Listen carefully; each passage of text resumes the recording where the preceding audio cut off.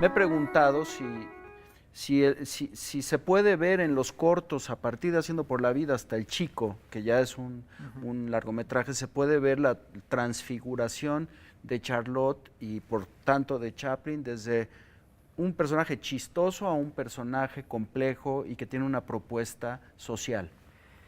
Así como lo planteas, sí. Y es muy curioso porque generalmente la gente como que no se va muy atrás en la cuestión de Chaplin, ¿no? Se queda como en los cortos que incluso hay en DVD y como que a partir de ahí comienzan a entender su historia. Pero tienes toda la razón. El personaje sí se va formando, o sea, sí se va viendo un cambio de ser, voy a ocupar tu palabra, de ser un padrote, literalmente, hasta el vagabundo cariñoso, al vagabundo que tiene cierta malicia incluso, ¿no? Pero que ya no es como antes, ¿no? Y que incluso dicen los que ahora sí que los que saben de esto, que cuando estaba en Inglaterra, el personaje no estaba del todo definido, o sea, no era tanto el vagabundo, sino el gandul, el gandalla. Que ese es el que aparece en Haciendo por la Vida. Efectivamente, ¿no? Y aquí voy a tener que hacer un homenaje hasta tintanesco el asunto, si lo podemos poner así, ¿verdad? Claro, dándole el tiempecito. Pero sí, dándole el tiempecito. Efectivamente, así lo siento, así como tú dices, creo que es como deberíamos abordarlo, porque tocaste el punto como debes, así, tal cual. Se convierte entonces en un personaje, no en esta línea, pero con cierto sentido social. Entonces tenemos en El Chico a un hombre que lo mismo rompe vidrios, para vender los vidrios nuevos que pelear la custodia de un hijo o de un niño que está abandonado. Pese a ver de qué forma, por ejemplo, la secuencia esta del paraíso, no, perdón, estoy confundiendo. Bueno, en fin, como sea. Toda esta parte en la que Chaplin defiende al niño, golpeando a un policía, golpeando a lo que es la imagen de la autoridad estadounidense como tal. Que es un tópico en la obra de Chaplin, ¿no? Sí, que ya viene todo esto que hace Mark Sennett, que es esta serie de policías que corren de un lugar a otro, todos en una patrulla trepando, que son tontos, pero que Chaplin también lo sabe aprovechar mucho para hacer una especie de denuncia. El decir, no porque seamos gente de baja categoría, no tenemos los derechos a tener una familia, a tener una alimentación, a tener un trabajo, porque además estamos hablando también de la depresión estadounidense. Claro. ¿No? Entonces las cosas estaban realmente muy duras. Y Chaplin, por más que quisiera, que sí lo quería, no podía evitar el hacer esa denuncia. Volvemos a lo de hace rato. Era incómodo, tú lo dijiste. Era un comediante muy incómodo para la sociedad estadounidense que de pronto se les fue de las manos. Yo creo que más bien va por ahí, se les fue de las manos.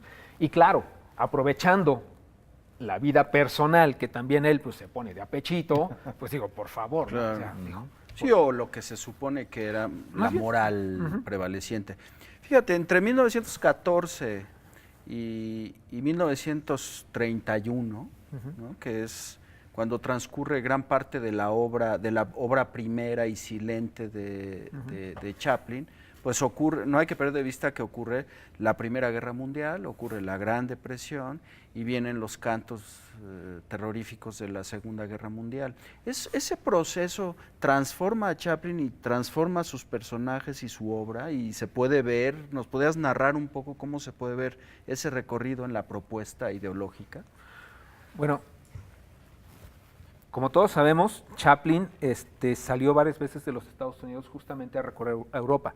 Durante este periodo, él ya veía venir, ¿no? Esta cuestión del nazi, esta cuestión del fascismo exacerbado, ¿no? Y que fue el terror de todo el mundo durante esos tiempos. Y que, bueno, lo llegamos a platicar en algún momento, ¿no? Esto de llegar hasta el dictador como una especie de meta, de primera meta, de decir, cuidado, algo está pasando, pero que después, fuera de las cámaras, ya en la vida normal, Chaplin llegaba a decir que había que buscar, y esto es una perla, había que buscar una alianza con Hitler para que las cosas llegaran, para evitar que el fascismo, es que además es muy extraño esto, porque lo leí hace poco, para evitar que el fascismo llegase a dominar el mundo, había que llegar a una tregua con Hitler para acomodar el asunto. Naturalmente, estas declaraciones fueron muy fuertes y que incluso Truman dijo, bueno, aquí sí no nos vamos a meter. Cuando el sitio de Stalingrado, en Rusia, dijo, alemanes y rusos se van a hacer pedazos, nosotros estamos bien, nuestro territorio no está invadido. Entonces Chaplin decía, no, es que las cosas no son así. O sea, esto está afectando a todos, no solo a Inglaterra, ¿no? como país mío en el que estoy, que la destrozaron, sino está afectando el cómo va a verse el mundo más adelante, cómo se va a dividir. O sea, el cuate tenía una beta de profeta maravillosa, y también creo que eso lo metía en un gran problema. Entonces, la forma en la que él tenía de avisarlo, pues era con su cine. ¿Qué te parece si tomamos esto que estás planteando para continuar la conversación después de una pausa? Muy bien. Después del Gran Dictador, después de la Segunda Guerra Mundial, hay otros elementos que modifican no solamente la percepción del personaje de Charlotte, sino la vida de Chaplin y la vida de los artistas en Estados Unidos, y que además nos deja una pauta, ¿no? Conversamos de esto después de la pausa. Hombre. Una pausa, volvemos rápidamente.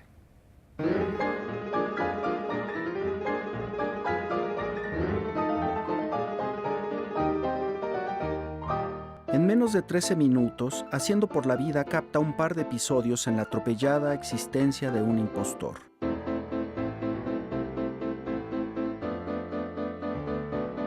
Este filme fue estrenado en Hollywood a principios de 1914, hace exactamente un siglo. Es una película básica, obviamente silente y en blanco y negro, con ritmo y musicalización trepidantes, pero que quizá no habría ido mucho más allá en el registro de la historia, de no ser por su personaje principal, Charlotte. Haciendo por la Vida es, en efecto, la primera película donde Charles Chaplin aparece y lo hace además transfigurado en su fabulosa y memorable criatura cinematográfica, Charlotte.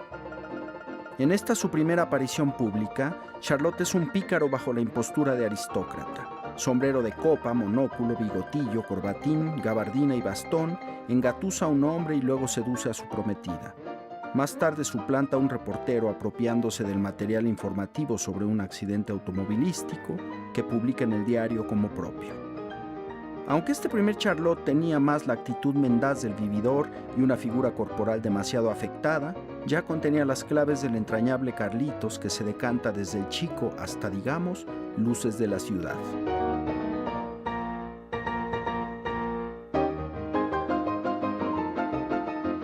Es todo ocurrencia, sagacidad, obstinación, ternura o mezquindad, tanto como puede serlo alguien moralmente ambiguo, que eso es Charlotte, el retrato vivo de cierto individuo pragmático de la modernidad.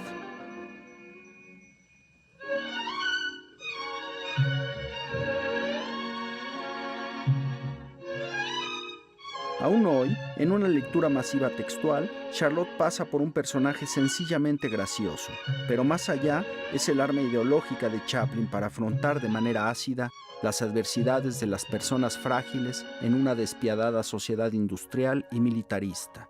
The hate of men will pass and dictators die, and the power they took from the people will return to the people, and so long as men die, liberty will never perish. El macartismo acusó a Chaplin de comunista y literalmente lo expulsó de Estados Unidos a principios de los años 50 del siglo XX. Pero para entonces y nuestra fortuna, Charlotte ya era lo que comenzó a construirse en 1914. Una parte tantas veces íntima e inconfesable de cada uno de nosotros.